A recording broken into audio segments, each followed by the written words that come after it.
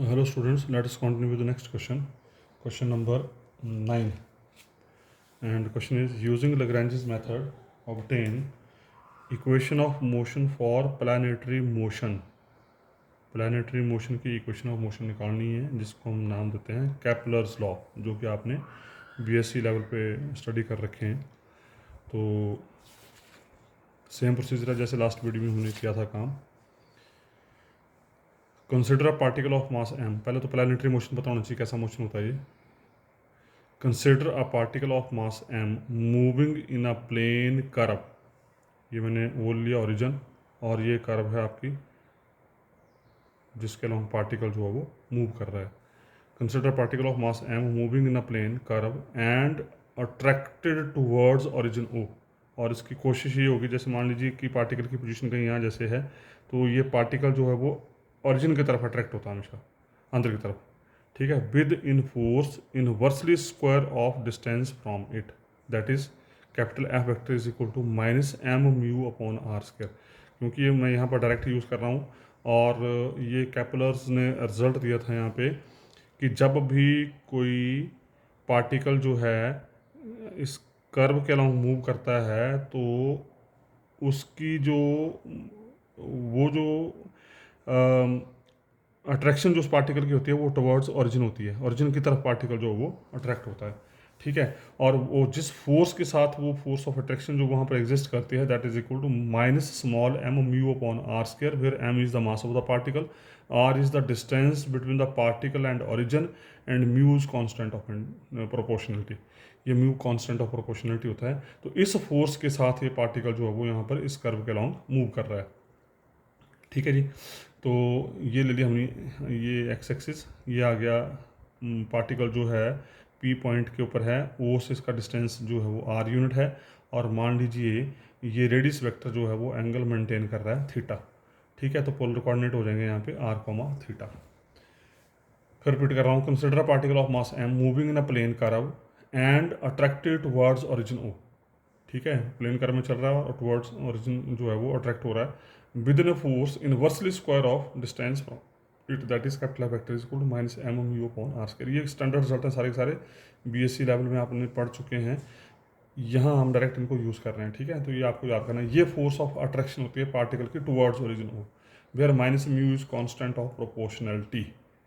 Late r comma theta भी plane coordinate of the particle. तो r comma theta हमने ले लिए यहाँ पे प्लेन कोऑर्डिनेट। और प्लेन पोलर कोऑर्डिनेट्स में आपको पता, प्लेन पोलर कोऑर्डिनेट्स क्या होते हैं, x equal to are cos theta, y is equal to are sine theta. ये भी आपने देख रखे हैं, पता है आपको, x equal to are cos theta and Y equal to are sine theta, they are the plane coordinates. हमारा मेन टारगेट क्या है यहाँ पे, फिर वही सेम चीज़, मेन टारगेट है इस पार्टिकल की काइनेटिक एनर्जी और पोटेंशियल एनर्जी निकालना। बस काइनेटिक एनर्जी और पोटेंशियल एनर्जी मिली, इमीडिएट आपको एल मिल जाएगा, एल मिल जाएगा तो हमारा काम हो जाएगा। अब पोटेंशियल एनर्जी क्या होती है, सॉरी काइनेटिक एनर्जी क्या होती है, काइनेटिक एनर्जी होती है हाफ एम वी स्क्वायर। ठीक है, हाफ एम वी स्क्वायर। अब मैं यहाँ पर कुछ आपको बताने जा रहा हूँ यहाँ पे चीज़, ये इसको आपने ध्यान से एनालाइज कर लेना है, कहीं +2 लेवल का कंसेप्ट है ये। देखिए ज़रा, जैसे मान लीजिए कि पार्टिकल की जो वेलोसिटी है, particle is at point O point के ऊपर पार्टिकल की वेलोसिटी v है, which is maintained at some angle. ठीक है जी, तो ये आ गई एक्स एक्सिस, ये आ गई वाई एक्सिस। तो दो कोऑर्डिनेट्स में पार्टिकल वेलोसिटी लास्ट वीडियो में बात कर चुका हूँ कि जब भी वेलोसिटी जो फोर्स, जब भी फोर्स दो कंपोनेंट में रिजॉल्व होती है, जब भी फोर्स किसी एंगल के ऊपर मेंटेन होती है, तो it is always resolve into two components. One component is long X axis, other component is long Y axis. तो एक्स कंपोनेंट किससे देंगे हम, डी एक्स बटा डी टी, जिसको बोलते हैं हम एक्स डॉट से, और वाई कंपोनेंट किससे देंगे, डी वाई बटा डी टी, जिसको बोलते हैं हम वाई डॉट से। और एक पैरेललोग्राम लॉ ऑफ फोर्सेज आपने स्टडी किया होगा +2 या +1 लेवल पे। पैरेललोग्राम लॉ ऑफ फोर्सेज क्या बोलता है, जब भी कोई फोर्स जब भी कोई फोर्स जब भी कोई फोर्स एक पॉइंट के ऊपर एक्ट करे, say that force is R, और एक्स एक्सिस के अलॉन्ग इस फोर्स का कंपोनेंट एक पी है, इस फोर्स का कंपोनेंट क्यू है। ठीक है, ये फोर्स पी है, ये फोर्स जो है वो क्यू है। दोनों फोर्सेस के बीच में अगर एंगल अल्फा हो, और ये जो नेट फोर्स जो जिस फोर्स के कंपोनेंट है वो एंगल थीटा हो, तो ये हमारे पास रिजल्ट होता था R square equal to P square plus Q square plus 2 P Q cos alpha. ये फार्मूला था हमारे पास, अगर आपको याद हो पैरेललोग्राम लॉ ऑफ फोर्सेस से आता था ये, r square equal to P square plus Q square plus 2pq cos alpha, फिर alpha is angle between p and q. तो पी फोर्स और क्यू फोर्स अगर एक पॉइंट को प्रेक्ट कर रही हैं और दोनों फोर्सेस के बीच में एंगल अगर अल्फा है, आर इनका रिजल्टेंट है और रिजल्टेंट एंगल थीटा के ऊपर मेंटेन्ड है, तो रिजल्टेंट फार्मूला होता था R square equal to P square plus Q square plus 2pq cos alpha. ठीक है, ये फार्मूला होता था। तो इस फार्मूले के बेस पे अगर आप यहाँ ध्यान दें तो यहाँ पर जो अल्फा है that is equal to 90 degree. यहाँ पर अल्फा जो है 90 डिग्री, आर की जगह है स्मॉल वी वेक्टर, पी की जगह है एक्स डॉट, क्यू की जगह है वाई डॉट। तो फार्मूला क्या बन जाएगा, वी वेक्टर इक्वल टू मतलब आर स्क्वायर, या आर लिख लो यहाँ पे, अगर आर लिखेंगे यहाँ पे तो क्या आ जाएगा, यहाँ पे अंडर रूट आ जाएगा। ठीक है, R equal to P square plus Q square plus 2pq cos alpha under root. ये पैरेललोग्राम लॉ ऑफ फोर्सेस का रिजल्ट था। तो जब इस रिजल्ट को यहाँ अप्लाई करेंगे तो v is equal to v velocity v vector is equal to P square, p मतलब x dot, q means y dot, x dot square plus y dot square plus 2 time x dot y dot cos alpha, alpha मतलब 90 degree in दोनों forces के बीच में। ये P और Q जो forces यहाँ पर जो हैं they are maintained at angle 90 degree, तो अल्फा की जगह आ गया यहाँ पे 90 डिग्री, और कॉस 90 क्या होता है 0। तो इसका बी वेक्टर कितना हो गया, x dot square plus Y dot square under root, squaring कर दी दोनों साइड, तो वी स्क्वायर क्या बन गया, वी स्क्वायर बन गया x dot square plus Y dot square. आज के बाद अब आपने ये याद रखना क्योंकि मैंने यहाँ पर बता दिया। अब फर्दर जो न्यूमेरिकल्स आएंगे, जहाँ जहाँ पर भी पोलर कोऑर्डिनेट की बात होगी, प्लेन पोलर कोऑर्डिनेट की बात होगी, वहाँ पर V square is always x dot square plus Y dot square. ठीक है, x dot square plus Y dot square. अब टारगेट ये है कि why we are taking V square, क्योंकि मैंने आपको बोला क्या, हमारा टारगेट क्या है, कनेटिक एनर्जी निकालना। कनेटिक एनर्जी क्या होती है, हाफ एम वी स्क्वायर, ये होती है कनेटिक एनर्जी। ठीक है, कनेटिक एनर्जी होती है हमारे पास कनेटिक एनर्जी होती है हाफ एम वी स्क्वायर। तो हमारा टारगेट है यहाँ पर वी स्क्वायर। इसका कनेटिक एनर्जी को निकालने के लिए हमारे को वी स्क्वायर चाहिए। ठीक है, जहाँ मैं फिर रिपीट कर रहा हूँ, जहाँ जहाँ प्लेन पोलर कोई कोऑर्डिनेट की बात होगी वहाँ पर हमेशा कनेटिक एनर्जी हम लेंगे हाफ एम वी स्क्वायर। और वी स्क्वायर होता है, अगर प्लेन पोलर कोऑर्डिनेट है तो वी स्क्वायर होता है x dot square plus Y dot square. अगर स्फेरिकल कोऑर्डिनेट है तो वी स्क्वायर हो जाएगा x dot square plus Y dot square plus z dot square, एक वेरिएबल और आ जाएगा यहाँ पे। ठीक है, और प्लेन पोलर कोऑर्डिनेट में एक्स क्या होता है आर कॉस थीटा, वाई होता है आर साइन थीटा। ठीक है जी। अब तो वी स्क्वायर देखो क्या बन जाएगा यहाँ से, वी स्क्वायर क्या बन जाएगा, तो we square equal to x dot square मतलब इसका derivative with respect to t, फिर उसका स्क्वायर। देखो derivative with respect to t क्या हो, फर्स्ट फंक्शन कॉस थीटा का डेरिवेटिव क्या हो जाएगा, minus sine theta into theta का डेरिवेटिव थीटा डॉट, प्लस फिर बाई डॉट स्क्वायर मतलब बाई का डेरिवेटिव, फर्स्ट फंक्शन, सॉरी मैं गड़बड़ कर गया यहाँ पे, ये फर्स्ट फंक्शन डेरिवेटिव सेकंड ये आ गया, फिर सेकंड फंक्शन डेरिवेटिव फर्स्ट ये आ गया का होल स्क्वायर। मैं फिर रिपीट कर रहा हूँ, वी स्क्वायर है x dot square plus Y dot square. तो एक्स है आपके पास आर कॉस थीटा, तो एक्स की differentiation with respect to t क्या बन जाएगी, फर्स्ट फंक्शन कॉस थीटा का derivative minus sine theta into theta का डेरिवेटिव थीटा डॉट, फिर सेकंड फंक्शन डेरिवेटिव फर्स्ट का होल स्क्वायर, आगे क्या प्लस बाई डॉट स्क्वायर, तो बाई डॉट स्क्वायर मतलब बाई का derivative, by dot square means y का डेरिवेटिव, तो फर्स्ट फंक्शन साइन थीटा का डेरिवेटिव क्या बन जाएगा, cos theta into theta dot chain rule से, plus second function sine theta as it is into derivative of first is r dot, यहाँ पर आएगा आर डॉट।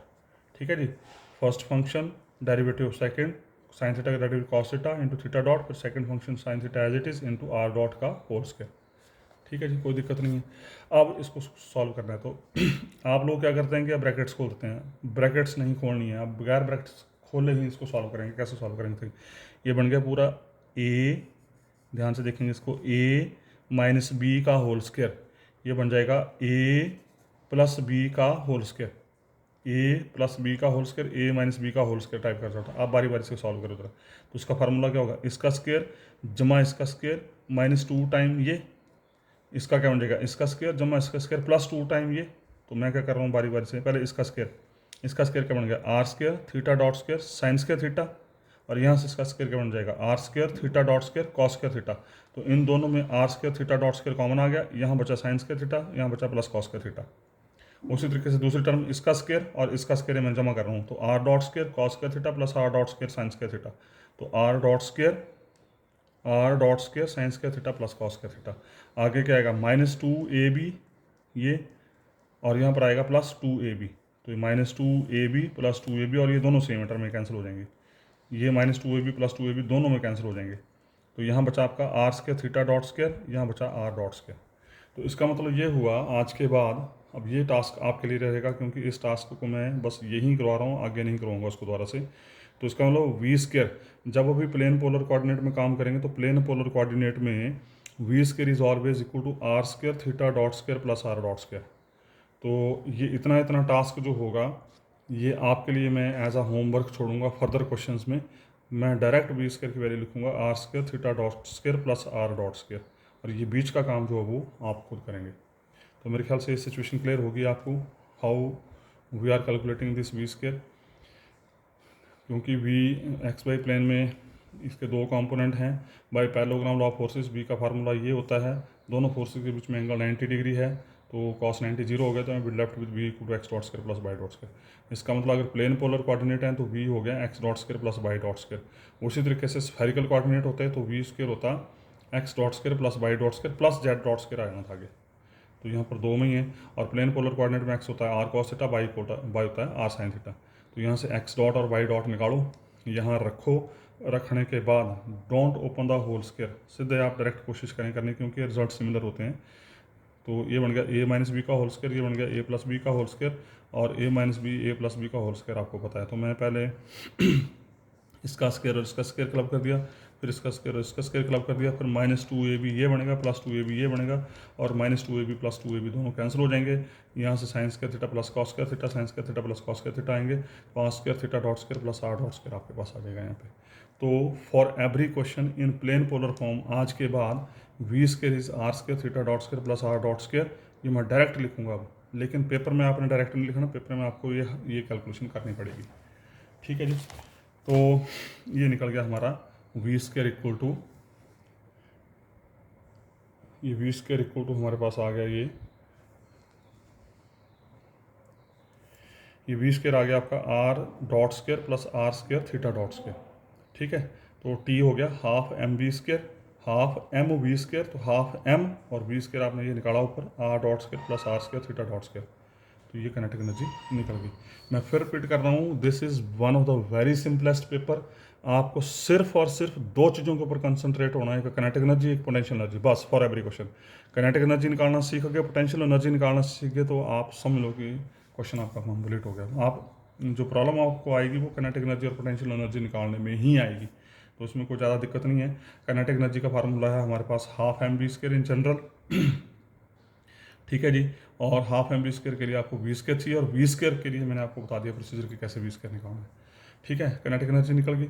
अब पोटेंशियल एनर्जी, तो पोटेंशियल एनर्जी का फार्मूला, क्योंकि फिर अब इसकी हाइट तो हमें पता नहीं है, क्योंकि ये जो कैपलर्स लॉ है, प्लानिटरी मोशन है, प्लैनेट मूव कर रहे हैं यहाँ पे, ये बेसिकली प्लैनेट मूव कर रहा है यहाँ पे, ये प्लैनेट जो है पी पॉइंट के ऊपर है, और अर्थ के सेंटर से ये ओ जो ओरिजिन है जहाँ से आप इसको कैलकुलेट कर रहे हैं, तो उनके बीच का डिस्टेंस हमें नहीं पता है। This distance is infinite distance basically.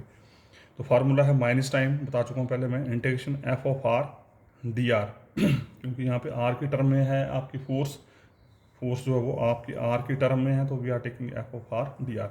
अब एफ ऑफ आर आपको दे रखा है minus M mu upon are square, यहाँ रखो इंटू डी आर, उसको इंटीग्रेट करो, और इंटीग्रेट करके ये माइनस एम म्यू कॉन्स्टेंट बार हो गया, और माइनस माइनस ए प्लस हो जाएगा, तो एम म्यू कॉन्स्टेंट बार हो गया, और वन अपॉन आर स्क्वायर की इंटीग्रेशन होगी वन अपॉन आर। अब ये इंटीग्रेशन है, you can do easily, one upon are square की इंटीग्रेशन होगी one upon r plus constant of integration C.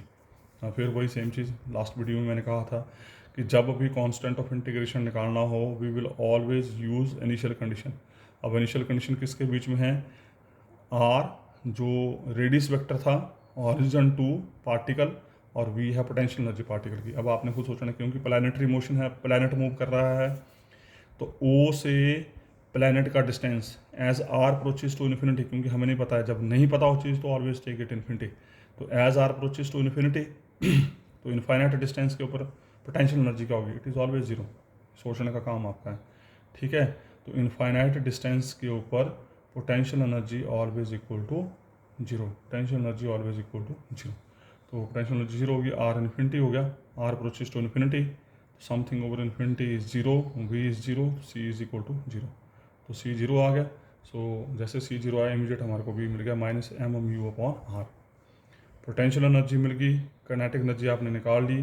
So we know Lagrangian L equal to T minus V means L equal to half M R dot square plus R square theta dot square, ये आपका T आ गया, minus V M mu upon R. बस T और V दोनों मिल गए हमारे को, ठीक है। अब डिग्री ऑफ फ्रीडम की बात नहीं की थी हमने इस क्वेश्चन, तो डिग्री ऑफ फ्रीडम क्या होगी इसकी, नंबर ऑफ इंडिपेंडेंट वेरिएबल, और वेरिएबल कौन कौन है यहाँ पे, एक आर है एक थीटा है, तो दो इंडिपेंडेंट वेरिएबल, तो इसका मतलब दो डिग्री ऑफ फ्रीडम। तो जितनी डिग्री ऑफ फ्रीडम होगी या जितने इंडिपेंडेंट वेरिएबल होंगे उतनी आपकी यहाँ पे लैग्रेंजेस इक्वेशन ऑफ मोशन बनेगी। तो in general Lagrange's equation of motion होती है D D T of curly L बटा curly Q rho dot minus curly L curly Q rho equal to zero, rho varies from 1 to n, it is permanently fixed, ठीक है। लेकिन ये तो N equations हैं, हमें कितनी चाहिए, हमें चाहिए सिर्फ दो, दो किसके अनुसार आएंगी, एक आर के अनुसार एक थीटा के अनुसार। तो एक बार आप क्यू रो यूज़ करेंगे आर और एक बार क्यू रो यूज़ करेंगे आप थीटा, और हमारे पास दो लैग्रेंजेस इक्वेशन ऑफ मोशन बनेगी। Here generalized coordinates R comma theta, वही जो मैं आपको बोल रहा था degree of freedom. Therefore Lagrange's equation of motion becomes क्या बन जाएगी, D D T of curly L बटे curly R dot minus curly L बटे curly are equal to zero, और दूसरी बन जाएगी D D T of curly L बटा करली theta dot minus curly L बटा थीटा इक्वल टू जीरो। ये दो इक्वेशन आ गई आपके पास। तो इन दो इक्वेशंस के अनुसार एल आपके पास ये पड़ा हुआ है। इस पहली इक्वेशन के अनुसार इस एल को आपने with respect to R dot differentiate करना है, यहाँ रखना है, फिर with respect to R differentiate करना है, इस एल को जो आएगा उसको यहाँ रखना है, वो बन जाएगी आपकी पहली इक्वेशन। ये बन गई D D T of L का derivative with respect to R dot, L का derivative with respect to R dot, ध्यान रखना with respect to R dot. तो आर डॉट की डिफरेंशिएशन क्या हो जाएगी, two R dot, two cancel हो जाएंगे, क्या बचा एम आर डॉट, और बाकी सारा जीरो, क्योंकि इसमें भी आर डॉट नहीं है, इसमें भी आर डॉट नहीं है। आपके डेरिवेटिव की एप्लीकेशंस आपकी स्ट्रॉन्ग होनी चाहिए, ध्यान रखना है। माइनस एल का derivative with respect to R करेंगे तो ये तो आर डॉट का डेरिवेटिव जीरो हो जाएगा, विद रिस्पेक्ट टू आर क्या बन जाएगा, two R theta dot square into half, तो टू कैंसिल हो जाएगा, R square theta R theta dot square, ये आ गया R theta dot square, two cancel हो जाएगा यहाँ पे, plus M mu constant one upon R की differentiation with respect to R, one upon R की differentiation with respect to R होती है minus one upon R square, क्योंकि आप घटा रहे हैं, आप यहाँ पर माइनस लगा रहे हैं, ये माइनस माइनस यहाँ पर प्लस हो जाएगा। अब डेरिवेटिव का काम मैं आपके ऊपर छोड़ रहा हूँ, ध्यान रखना है। तो एल की differentiation with respect to R ये आ गई इक्वल टू जीरो। अब एल को with respect to theta differentiate करो, with respect to theta differentiate करेंगे तो it is zero, I think there is no theta, ना यहाँ पर थीटा है, ना यहाँ पर थीटा है, ना यहाँ पर थीटा, तो दिस इज जीरो। उसके एल का derivative with respect to theta निकालेंगे, sorry with respect to theta dot है, with respect to theta dot differentiate करेंगे तो हाफ एम ये जीरो हो जाएगा, यहाँ पर आ जाएगा two R square theta dot, two cancel हो जाएगा, एम आर स्केयर। तो दूसरी इक्वेशन में विद रिस्पेक्ट टू एल को with respect to theta dot differentiate करेंगे, फिर एल को with respect to theta dot करेंगे। ये डेरिवेटिव मैं आपके ऊपर छोड़ रहा हूँ, ये एल आपके पास है, इसको with respect to R dot differentiate करना है, with respect to R differentiate करना है, पहली इक्वेशन में डालना है, with respect to theta dot differentiate करना है, with respect to theta differentiate करना दूसरी इक्वेशन में डालना है। तो with respect to R dot and R differentiate किया तो ये बना, with respect to theta dot and theta differentiate किया तो ये बना, और उसके बाद फिर जो कांस्टेंट टर्म्स हमको कॉमन निकाल लो, जो आर वाली इक्वेशन में बन जाएगी R double dot minus R theta dot square minus mu upon R square equal to zero, और ये जो थीटा वाली इक्वेशन थी इसमें हाफ कैंसिल हो गया, M R square, M constant common होके बाहर, और R square D D T of theta dot, इसको इंटीग्रेट कर दिया, डी डी टी है तो with respect to T integrate कर दिया, तो ये बन जाएगा R square theta dot equal to constant. तो which are the required equation. तो यहाँ पर कैपलर लॉ मतलब प्लैनेटरी मोशन की ये दो इक्वेशन बनी, ये दो इक्वेशंस ऑफ मोशन बनेंगी आपकी प्लैनेटरी में, ठीक है जी।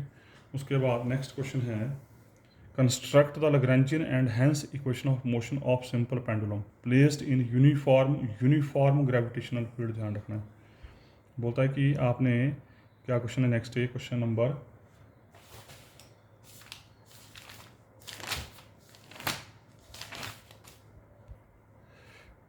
क्वेश्चन नंबर 10 है आपके पास, ये construct the Lagrangian and hence equation of motion of simple pendulum. Simple pendulum में ध्यान रखना है, सिंपल पेंडुलम की इक्वेशन निकालनी है आपने, जिसमें ग्रेविटेशनल फील्ड जो है वो यूनिफॉर्म है। तो देखते हैं जरा, let small M be simple pendulum है, ध्यान रखना है, simple pendulum, let small M be mass attached to one end of weightless rod of length L. आपने क्या किया, एक रॉड ली, वेटलेस रॉड ली, एक बिल्कुल ब्रिक सी धागा ले लिया, एक इसका लोहे का तार ले ली जैसे, उसके एक एंड पे जिसकी लेंथ उसने एल यूनिट दे रखी है, let small M be mass attached to one end of weightless rod of length l. ठीक है, the other end of rod is fixed to a rigid support. मतलब एक एंड जो हमने जैसे मान लीजिए यहाँ पर एक कील लगा के यहाँ पर बांध दिया और दूसरे एंड के ऊपर ये वेट लटका दिया नीचे की तरफ, इस एंड के ऊपर ये वेट बांध दिया दूसरे एंड के ऊपर। The mass swings in vertical plane as it is constrained on a arc vertical plane, so pendulum has only one degree of freedom and one generalized coordinate. This is coordinate and let it be theta. Basically क्या है, मैं आपको थोड़ा सा बताता हूँ इसकी detail. ये ध्यान से देखना आपने ज़रा, ये डायग्राम है इसकी।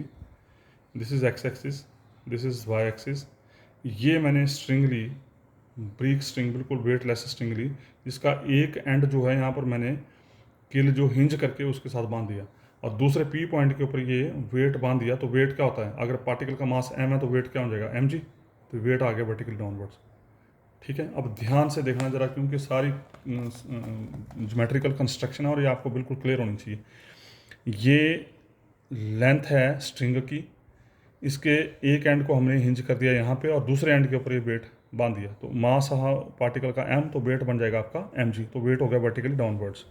ठीक है, अगर मैं इसकी लेंथ को एक्सटेंड करूं ज्योमेट्रिकली तो clear cut, let this weight, this line of action of weight makes angle theta with this line, क्योंकि ऑटोमेटिकली ये फोर्स वर्टिकली डाउनवर्ड, वेट लटका है तो वेट तो हमेशा वर्टिकली डाउनवर्ड ऐसे एक्ट करेगा। तो अगर नीचे की तरफ एक्ट करा, जब इस लाइन ऑफ एक्शन को मैंने एक्सटेंड किया आगे, तो लाइन ऑफ एक्शन को एक्सटेंड करके हमने देखा कि ये फोर्स जो है वो इस लाइन के साथ एंगल थीटा बना रही है। ठीक है जी, और मैं कई बार बोल चुका हूँ, मैं फिर बोल रहा हूँ, now this is a force, weight is basically a force. Now this force is maintained at an angle theta with this line. और आपको पता होना चाहिए जिस लाइन के साथ एंगल बनता है, इसका मतलब ये फोर्स क्या होगी, दो कंपोनेंट में रिजॉल्व हो जाएगी। जैसे ये फोर्स एंगल के ऊपर मेंटेन हुई, this force immediately resolve into two components. One component is along x direction, और एक्स डायरेक्शन आपकी वो डायरेक्शन होती है जिसके साथ एंगल बनता है। ये याद कर लीजिए, जिस भी लाइन के साथ एंगल बनता है that line is always treated as x axis. और एक्स एक्सिस में फोर्स का जो कंपोनेंट होता है वो magnitude of force into component of x axis, और एक्स एक्सिस का कंपोनेंट होता है कॉस थीटा। ठीक है जी, मैं फिर रिपीट कर रहा हूँ, ये फोर्स जो है it is maintained at an angle theta with this line.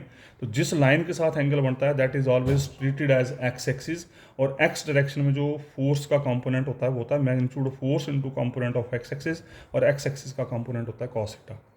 ठीक है, तो ये आ गया इसका एक्स कंपोनेंट। तो वाई कंपोनेंट क्या होगा, इसका परपेंडिकुलर, तो वाई कंपोनेंट क्या होगा, magnitude of force into component of y axis. Y axis का कंपोनेंट क्या होता है, साइन थीटा। ये बात क्लियर होगी। अब why this angle is theta, अब देखो जरा, उसने दे रखा है, it is we have chosen in the statement कि ये जो स्ट्रिंग है वो वाई एक्सिस के साथ एंगल थीटा बना रही है। ये स्ट्रिंग जो है वो वाई एक्सिस के साथ एंगल थीटा बना रही है। और आपको पता होना चाहिए कि पैरेलल लाइंस, ये y axis line is parallel to this line, तो पैरेलल लाइंस जो हैं वो सेम एंगल मेंटेन करती हैं। पैरेलल लाइंस का एंगल जो अब थ्रू आउट सेम होता है, जो ये लाइन एंगल बनाएगी वही सेम ये लाइन एंगल बनाएगी, क्योंकि theta angle is maintained at वो पोजीशन, तो same angle is maintained at this position. So that's why here is theta angle between these two directions. अब इस एम जी का काम खत्म हो गया। Now this m g is resolved into these two forces. ठीक है जी, अब अगली बात, मैंने क्या किया, पी पॉइंट से ये परपेंडिकुलर ड्रॉ किया, क्लियर काट, ये आपकी राइट एंगल ट्रायंगल बन गई। ठीक है, क्लियर काट, ये राइट एंगल ट्रायंगल बन गई। ये आपको एल डिस्टेंस दे रखा है इसने, ये जो है जिसको हम आर लिखते थे, अगर आपको याद हो, इस राइट एंगल ट्रायंगल में जो हाइपोटेन्यूज होती थी, it is always given by radius vector r. तो एक्स कंपोनेंट क्या होता था, r cos theta, y component क्या होता था, आर साइन थीटा। पर यहाँ पर क्या होगा, आप यहाँ देखो जरा, यहाँ पर क्या होता है, यहाँ देखो clear cut, this is right angle triangle, this is right angle triangle. अब किस लाइन के साथ एंगल बन रहा है, इस लाइन के साथ एंगल बन रहा है, तो this line is treated as x axis, मतलब वाई एक्सिस जो वो एक्स एक्सिस का काम करेगी यहाँ पे। तो ये एक्स, ये डिस्टेंस एक्स है, ये डिस्टेंस वाई है, ये डिस्टेंस आपको एल दे रखा है।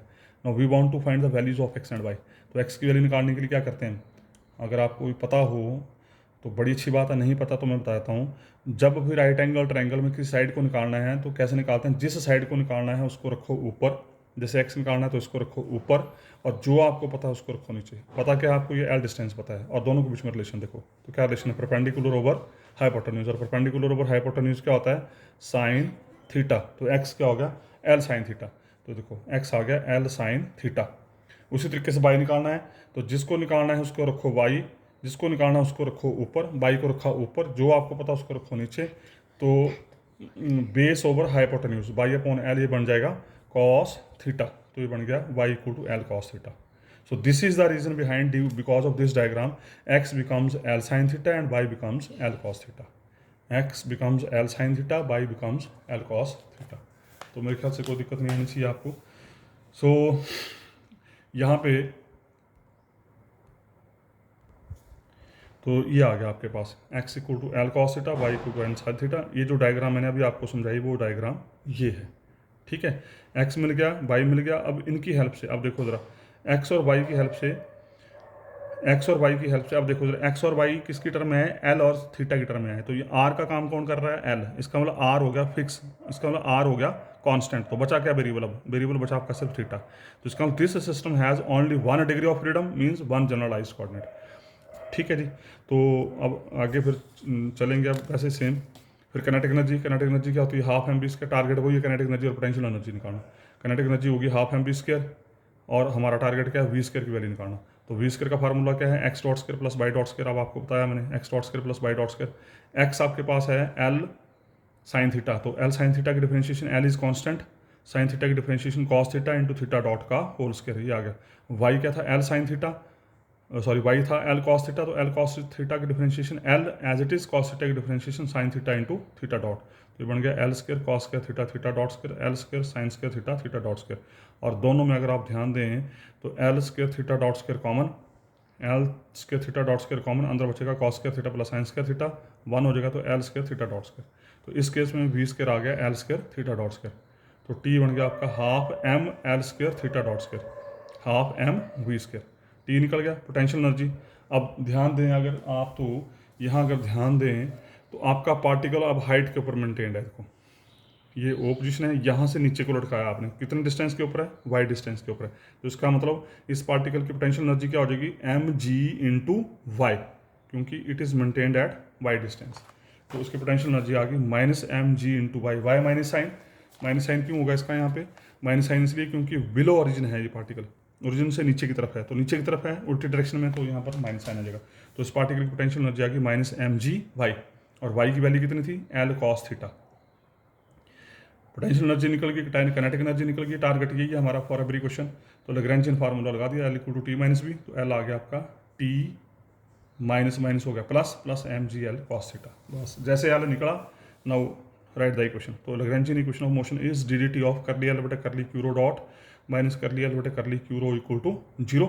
अब कितने इंडिपेंडेंट वेरिएबल थे यहाँ पे, सिर्फ एक इंडिपेंडेंट वेरिएबल था, कौन था, सिर्फ और सिर्फ थीटा, सिर्फ और सिर्फ थीटा। तो इसका मतलब ये लैग्रैन्जियन इक्वेशन ऑफ मोशन कितनी आएंगी, सिर्फ एक आएगी। तो रो इक्वल टू 1 2 सोन अप टू, यानी कि आपने हर क्वेश्चन में लिखना, ध्यान रखना है। तो क्यू रो आपका रिप्लेस हो जाएगा थीटा से, तो Q rho is replaced by theta. तो इक्वेशन बन जाएगी D D T of curly L बटे curly theta dot minus curly L बटे curly theta is equal to zero. तो अब कर लो सॉल्व इसको। D D T of L का direct with respect to theta dot, with respect to theta dot differentiate करेंगे तो सिर्फ इसी की डिफरेंशिएशन होगी, इसकी डिफरेंशिएशन हो जाएगी zero. With respect to theta dot differentiate करेंगे तो क्या आ जाएगा, m l square two theta dot, तो टू टू कैंसिल हो जाएगा, तो क्या बचेगा, m l square theta dot, ये आ गया, टू टू कैंसिल हो जाएगा, m l square theta dot plus y plus, बात की बात है, वैसे कायदे से माइनस आना चाहिए था यहाँ पे। एल की differentiation with respect to theta, L की differentiation with respect to theta, तो M ji L as it is आ गया, M ji L as it is आ गया, और कॉस थीटा की differentiation minus sine theta, minus already था तो माइनस माइनस होगा plus, M G L sine theta equal to zero. अब यहाँ से टू टू कैंसिल हो गया, ठीक है, एम एल यहाँ से कॉमन, एम एल यहाँ से कॉमन, तो यहाँ क्या बचा, एल थीटा डॉट डिफरेंशिएशन की विद रिस्पेक्ट टू टी, तो L as it is, theta dot की डिफरेंशिएशन थीटा डबल डॉट होगी क्योंकि with respect to T differentiate कर रहे हैं, और यहाँ पर बचा आपका G sine theta is equal to 0 और उसके एल से डिवाइड कर दो तो क्या हो जाएगा theta double dot plus g बटा l sine theta equal to 0। और अगर आपको याद हो तो बीएससी क्लास में आपने ये सिंपल पेंडुलम की इक्वेशन निकाली होगी, तो यही सेम आंसर होगा वहाँ पर भी। वहाँ पर आपने कुछ और तरीके से निकाली थी और यहाँ पर आपने अब ये लैग्रैन्जियन इक्वेशन ऑफ मोशन से निकाली। So this is your equation of simple pendulum.